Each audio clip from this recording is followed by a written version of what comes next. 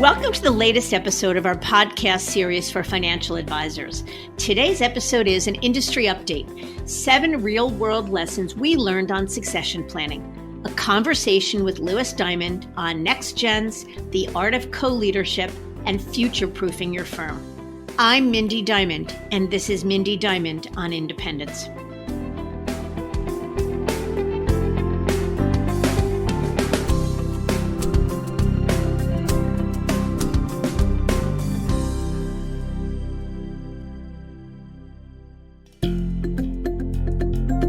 This podcast is available on our website, diamond-consultants.com, as well as Apple Podcasts and other major podcast platforms.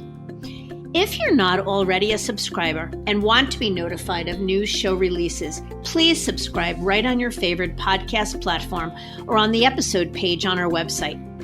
And if you find the content in this series to be useful and know others who could benefit from it, please feel free to share it widely.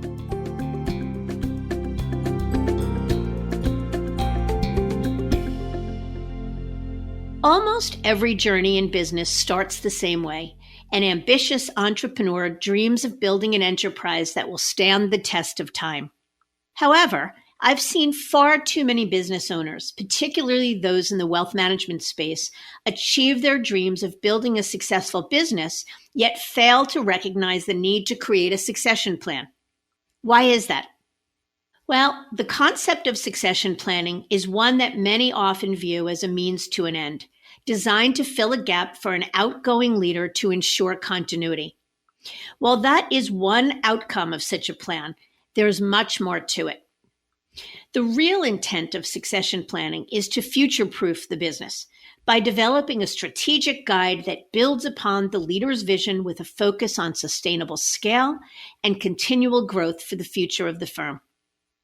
As the founder of a firm that has counseled financial advisors and firm owners on finding their best business lives since 1998, I've been keenly aware of the need to look more closely at our own business, where we are today, and our vision for tomorrow. Our own succession journey started nearly 6 years ago when my son, Louis Diamond, joined the team. And from where I sit, it's been both a humbling and educational experience. At the time, it wasn't a given that Louis would take over the business. He had a lot to learn about the consulting practice I'd built over 2 decades, and I needed to gain the confidence that he would embrace and espouse our firm's core values. Ultimately, it was an on-the-job proving ground where the next-gen successor could establish himself as both a team player and a leader. And prove himself he did. I'm thrilled to say that today we announced that Louis will assume the role and responsibility of President of Diamond Consultants, while I retain the title of Chief Executive Officer, serving as co-leaders to drive the firm into its next chapter. Louis will focus on turning our practice into a streamlined enterprise. I'll focus on continuing to help fill our industry's knowledge gap by writing and publishing perspective and commentary, and will both continue to serve as trusted counsel to the industry's top financial advisors. And this co-leadership concept is one that I think many business owners might find as the right next step for their firm. Because, as I said earlier, the thought of succession planning makes one think that a senior leader has reached the end of the road. On the contrary, in our case, we see it instead as a new opportunity to divide and conquer, increasing our capabilities and reach, and making ourselves better and more accessible than ever before. This succession planning process has truly been an education for us. Even our own knowledge, combined with the guidance of trusted counsel, could not have prepared us for several important trial-by-fire lessons. So I thought it would be helpful to share these real-world lessons with you. 7 key learnings that may be helpful to advisors and firm owners who are embarking upon their own succession planning journey. Let's get to it.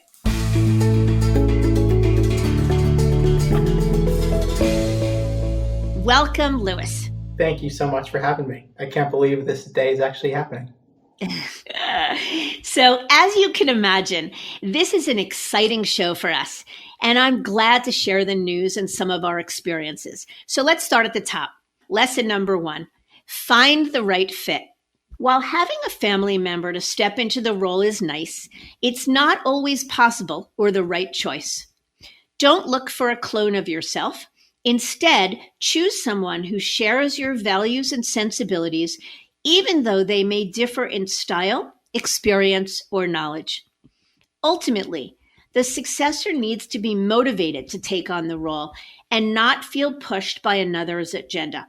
That is, they have to really want it. So, Louis, let me ask you a question. I know for you, when you first came into the business, you were so jazzed by the notion of being a recruiter. You loved it from day one. And I think it was hard for you to imagine at the time, and hard for me to imagine at the time, that you would want to step into a leadership role. So what changed? When did that change, and how did that change? Yeah, it's a great point. And I think you're right. Until, honestly, not even that long ago, I thought that my calling or my unique ability was just in working with advisors, working on deals, because that was really what drove me. And that's why I got out of bed every day. I think a couple of things happened, though, to really demonstrate a shift in my, not just excitement in stepping up to be a leader, but also realizing that it was my calling and it was something that I could be equally as good at.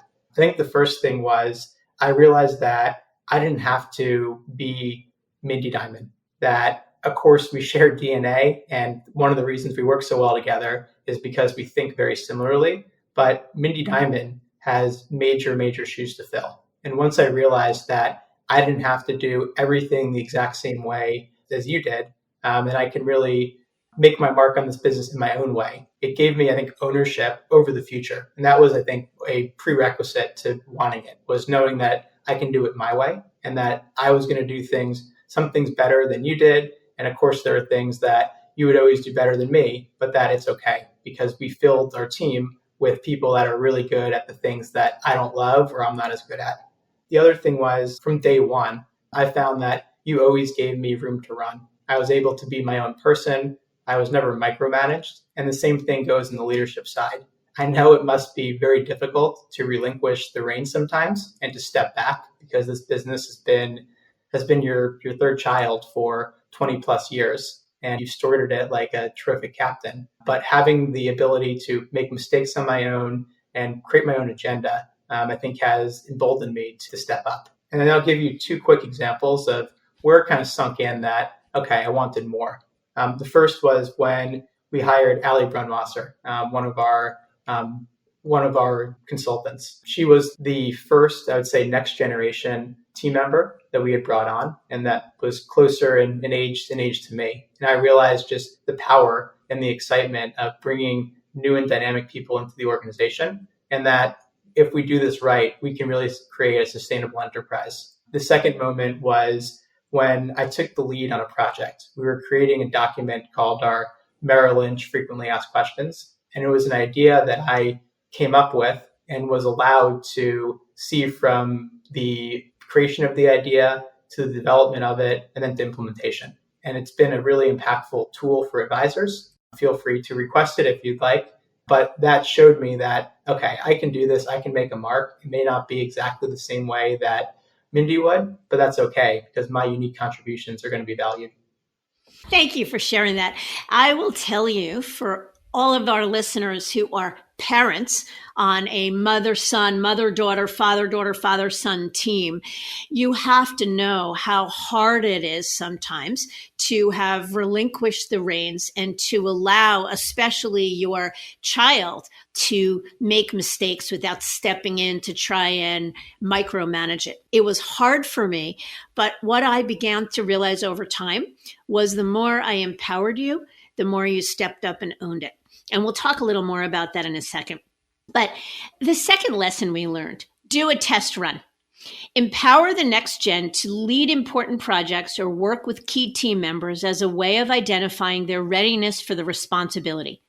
This will also allow you to spot any additional training or coaching that might be necessary. Louis, how did this one go? What were some of the roadblocks you ran into? Yeah, so I think one of the early roadblocks was just prioritizing certain aspects of the job. It's intoxicating as advisors listening to this know to go after new business, to work with clients, and to be in the business. So one roadblock was just taking time to work on the business and freeing up time to focus on building the business, not just for my own personal self, but for our team members and for many generations to come, hopefully. I think to this point on a test run, I think it happened with us. It was, I believe, in 2019 in the winter. I had decided to spend more time away from the office and was going to just work remotely for a period of time. And during that time period, I was indirectly kind of put in charge of the office. And that really gave me, I think, permission to kind of do my own thing and step up. And that was one of the first kind of test cases of, okay, like from my standpoint, I like this, I'm confident in it, but also from Mindy's standpoint that, okay, the place didn't burn down and everything's still kind of going according to plan. So Louis, let me ask you a follow-up question to that. In that example, and probably many others, were you worried about being a young person stepping into a leadership role and managing people that in many cases were decades older than you? The answer is absolutely yes. With our business, most of our team, they've been trusted employees of ours and partners for, in some cases, 17 or 18 years. So these were folks that knew me when I was 10, 11, 12 years old. So there's definitely an element of, I guess, giving myself permission, but also seeking indirect permission from our team members that, okay, it's okay to give direction and to lead. I think what gave me the personal feeling that it was okay was that I developed, I think, relatively quickly, just a love for this business and a competency. And while, again, I didn't do things exactly the same way as Mindy, it was pretty clear from early on that when it comes to working on deals, working on M&A transactions, and counseling advisors, that it was just a unique gift of mine. So my style of leadership is oftentimes leading on competency and just understanding the industry and understanding our clients or our solution set better than most. And that was my contribution. So it was a different way than Mindy led the firm. And I think that was kind of the way I eased myself in, was to kind of start small and then see people's feedback and then become more comfortable and gain more of an understanding of what sort of leadership the company needed. Yeah, hard, I imagine. And I watched you evolve into that over time with more confidence and confidence. Let's look at number 3. Planning and preparation are essential. The decision to assign a successor is not one to be taken lightly. It all starts with having well-defined goals for now and the future. Discuss it first with senior leadership and trusted colleagues. Prepare both an internal narrative as well as external communications plan to ensure that all stakeholders are aware and feel comfortable with any transition processes. Louis, you're the planner. What did this process look like? What are some of the steps that you and we took to move that ball forward? Yeah, so I think it started, I would say 2 years ago, where we had a conversation amongst our leadership team about just kind of shifting expectations and about your desire to work differently in the business. That the marketing side of the business, content development, representing the top and best teams in the industry, that was your northern light. And that many other aspects of the business, while still important, they weren't necessarily driving you every day. So giving me, I think, the early heads up, probably about 2 years ago, that you were looking to me to gradually kind of step into more of a role really prepared me. If it had been just the big bang, wake up one day and boom, this is what you're doing, it would have been very different. But having the chance to kind of try it on for size, as we talked about, and just kind of find my way, but gradually, but also just with tons and tons of support and mentorship from you was critical. I also started doing the strategic coach program ran by Dan Sullivan. Started last year. And that's given me a lot of tools and frameworks and just a network of people to bounce ideas off of. And that was important. And then I think the last 2 things is one, just reading a lot of books on leadership, on strategy, and on business. And that's given me my own kind of arsenal or toolbox of ideas that I can implement. And when it comes to getting to this point today, we took a number of months just to plan what my roles and responsibilities would be, lots of conversations and strategy sessions. And then we wanted to make sure that the messaging around what was happening was exactly as it was intended to be, that this isn't about Mindy retiring or her fading off into the sunset. If anything, it's about her staying more involved in the business, but just allowing me to grow the business differently. So that was a couple of things that we did. Yeah. So, with your permission, Louis, I'm going to tell a story that's going to make us all laugh. I actually, about 7 or 8 months ago, woke up one morning and all of a sudden literally said, "Oh my God, Louis should be the president." I walked out of my bedroom. I shared it with my husband, Howard, with your dad, and he looked at me, not that he didn't think it was a good idea, but it was sort of an idea out of left field. We had never really talked about it before. A couple of hours later, because I'm up early, I called you and said, "Hey, what do you think?" What did you think at that time? Yeah, I have to admit, when you called me early in the morning to share that, I was definitely taken aback. I was a little bit flabbergasted when I hung up the phone. And I really had to let it sink in for a couple of days. But just the more I thought about it, the more it actually felt right. And kind of gave myself permission to celebrate it briefly, then also just to realize that if it wasn't for something like this, I would have been kind of just plateaued. So it gave me an ability to increase my responsibilities and also my capabilities by kind of stretching for the next role. Okay, let's move to the next one. Number 4, communicate, communicate, communicate. The transition should be an open and inclusive process for your whole team, not just leadership. Communicate the details of the plan to team members with transparency and authenticity, advising them of any impact on the firm's short and long-term strategies and their individual roles.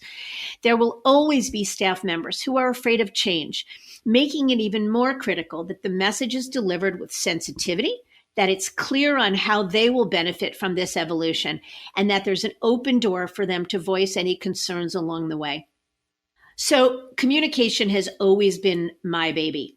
And I'll weigh in here and then I'd love to hear what you think, Louis. I think that while even I felt a little nervous to come to a staff meeting, our staff meeting probably 5 months ago, and say to the team, "Here's what's happening. We're going to be promoting Louis to the role of president."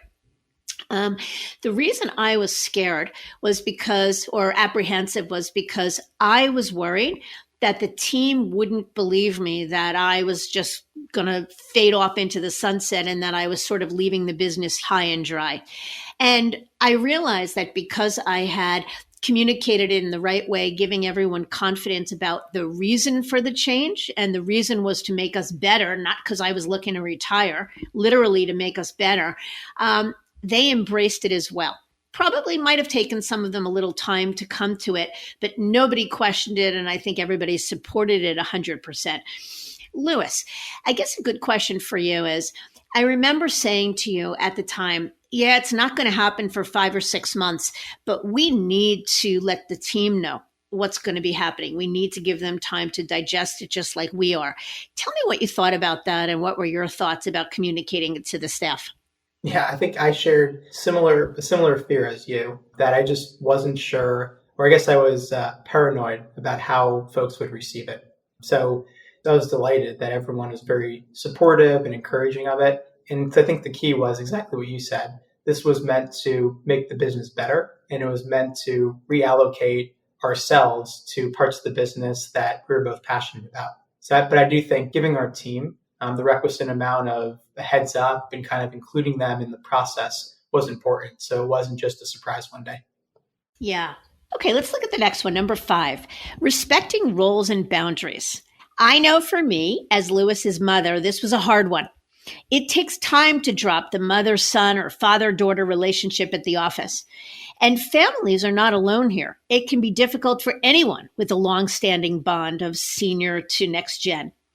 It's essential to find ways to draw clear lines between personal and business relationships, and be mindful that he or she has a job to do, which is completely unrelated to any personal connection you may have. And likewise, make sure you commit to a clear roadmap for responsibilities. Your company's journey can't move forward if you're not clear on who's doing what. So, Louis, I want to ask you a question about that one. I remember having a conversation very early on. I shared a thought with you you were annoyed with me. You didn't like it. And you went back to your desk seething because you didn't want to deal with the hassle of sharing with me what you're feeling, which was probably sort of an old narrative of being a little boy and not wanting to deal with me as your mother. And can you share with the listeners what I said to you and how we wound up resolving that? Yeah, I can picture the exact moment actually, and you're right. It was just like a reversion to childhood of naturally wanting to rebel against authority and against parent. The way we resolved it was we locked ourselves in a conference room and just sat down and very matter of factly you said to me, look, you may be frustrated with me, but we have to draw a line in the sand now between me being your mother and me being your boss. And even though I want your input, there's definitely going to be times where I'm going to give you something to do relative to the business. And as an employee, not yet as a partner, you got to do it. You have to trust that I know what I'm doing with this business. That was one piece of it. The other piece was just agreeing at that time that any sort of disagreement, ill will, negative feelings would have to be shared and have to be aired out so that it wouldn't drag down. Because one of the biggest things to us was the business is important, but our family is even more important. And the last thing we wanted, even if it meant having a successful business, was damaging our incredible personal relationship and the family that dynamic that we've created all these years. Yeah, I totally agree with that. And, I think it's important to share that we're talking about a family dynamic here, but I have to imagine that it's pretty hard in a non-family situation, oftentimes for the younger generation to find the courage to find their voice with the older generation, even when it's not a family member. I think that's exactly right. We see it all the time with our advisor clients. And one more quick thing I forgot to mention, because I think it's important, especially for bringing it back to family teams. The day before I joined, I remember we spoke and we came to the mutual agreement that in a professional setting, I would refer to you as Mindy instead of mom. It was initially kind of funny and trivial that it's weird to call you Mindy after calling you mom all these years. But what that did, it really made me feel like, okay, I'm just Louis. I'm a recruiter, I'm a consultant, and I'm a team member at Diamond Consultants. I'm not always just Mindy's son. The same thing goes when referring to Mindy and my father, Howard, professionally. It gives me an extra layer of confidence that it's not nepotism at play and that Mindy is actually a business partner in this context. It's not just my mother. Yeah, I think that's fair enough for sure. Okay, number 6, don't micromanage. Let them make their own mark. It's critical to let the next gen find their own way. And this was another tough one for me, really tough. While they may not handle a situation the same way you would, you'll find it often ends with the same conclusion, and the next gen may even get there faster than you might have. Keep in mind that no one is perfect, so let them learn from their mistakes and develop their own style in the process. So hard for me, Louis, because probably one of the hardest things for a parent is to watch their child make a mistake or be less than perfect, for worry that they would fail. And so as your mother, my instinct was always to protect you from failure. As your boss early on, and then your business partner, I knew that it was critical, instinctively critical, to allow you to forge your own path, that if I micromanaged you, you would leave. Yeah, that's exactly right. And I think naturally, and I guess I got to credit my father for this, I'm pretty stubborn. And if I'm told to do something, my natural inclination is to not do it or to push back against it, to try to make it my own. So I think it's always important to let the next generation make their own mark and make mistakes and kind of do it their own way. But in our case too, just a personal, I guess, character defect is being overly stubborn. So this was a necessary prerequisite. If I was micromanaged and told I had to do everything exactly one way, I don't think it would have worked. I wouldn't have found as much joy in this business as I do. And quite honestly, I wouldn't have been as good at it because, like we were saying earlier, there's many things that I'm good at that maybe are not your strong suit, and certainly vice versa. You're incredible at most things, and I'm not going to do it the same way. So that was a critical ingredient. Yeah. And I think it brings us to our last point, number 7, be open minded. The future of any firm lives in new ideas and opportunities, free of insular thoughts and complacency. It's important that everyone remains receptive to new ideas, processes, and even advice. For instance, as the first gen leader, you'll need to resist getting stuck in the past and open your mind to ideas designed to energize the firm for both the near term and to future proof it for the long term. And likewise, the next gen may be striving to go it alone, reluctant to reach out for help. And that's one I'd love for you to weigh in on, Louis. Being headstrong or inflexible will not make for a healthy transition. Focus instead on objectivity and acceptance. So let me start there. The notion of reaching out for help, Louis. I think I remember it felt to me it was hard for you to ask for help because you were so determined to prove to me that you had it, that to ask for help may have felt like a sign of weakness. Yeah, I think that's right in many respects. And it wasn't just that it felt like a sign of weakness and that it was kind of like admitting that I needed help, which was just hard personally. I just love the work I do. And naturally, I wanted to kind of figure stuff out and troubleshoot and kind of make my own mark. I think it goes back to what we were saying earlier and just you gave me space to be me. And part of that, and I guess it was taking it a little bit too far, was not necessarily always raising my hand when I really could have used your perspective or guidance. I think we've gotten better at it.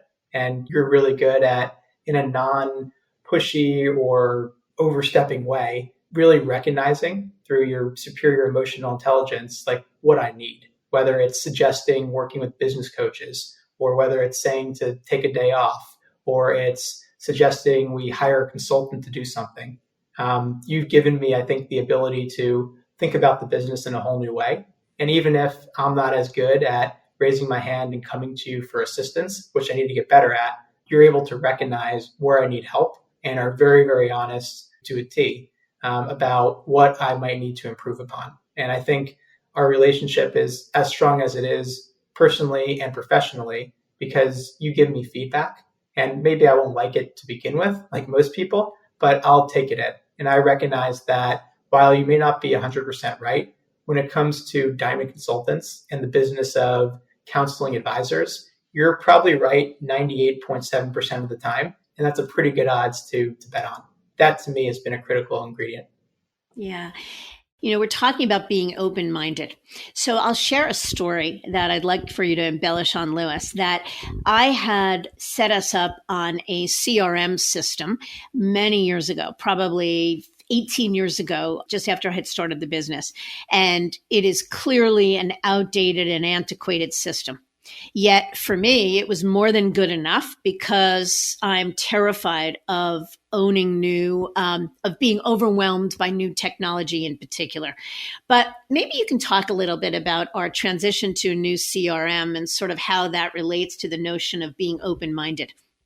Yeah, absolutely. The first thing was I came to the conclusion a number of years ago, actually, that our current technology stack was far from ideal. It worked well enough, similar to how many times an advisor's current situation works well enough. Business was growing, we're successful, and if we don't do anything, no one's going to get hurt and everything will be fine.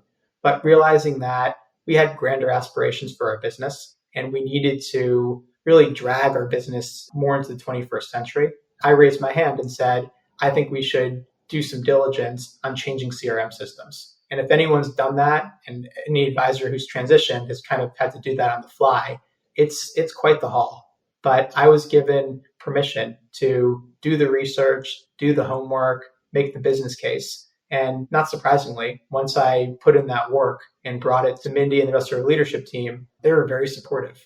So I've taken the lead on implementing our new CRM system. It's called Sugar. The vision was, and part of it was aligning the day-to-day responsibilities of Diamond Consultant to Mindy's vision. I view that as being my new primary role, is taking the strategy and vision that Mindy has in her head and verbalizes and putting it into action. And since we're very marketing forward in our organization, since we want to find efficiencies so we can work more closely with advisors instead of working on administrative tasks, I realized that having the best next generation CRM system was that. So I think it took a lot of flexibility on your part and honestly on our whole team's part, that in many cases we're using the same technology day in and day out for 17 or 18 years to be open to hearing a new perspective and ultimately being amenable to being quite uncomfortable for a period of time in the transition, but seeing that, okay, there's benefit to this. And just like an advisor going through transition, it's going to be disruptive, it's painful, not everything's perfect, but you do it only because you realize the future version of what you're doing is going to be significantly better than the pain and hassle of making the change in the first place. Yeah. And it's such an interesting thing because we talk a lot. You and I wrote an article earlier in the year about how we believe it's the next generation that's going to really be the empowerment behind a lot of the decisions that senior advisors make. And I think what that requires more than anything is for the senior leader to be open-minded.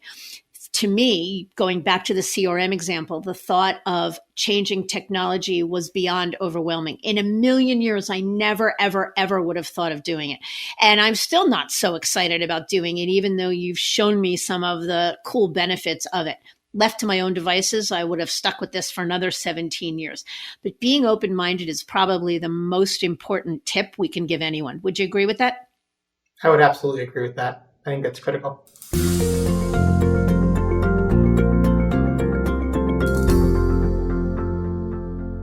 So, from where I sit, it's truly humbling to consider having reached a point in your business life where you're thinking about succession and how to create a lasting and sustainable legacy of what you built and nurtured. To me, it's a new beginning for our firm and one I'm really excited about. Diamond Consultants is lucky to have found the next-gen successor to lead us into that new world and decades after, and I wish the same for you.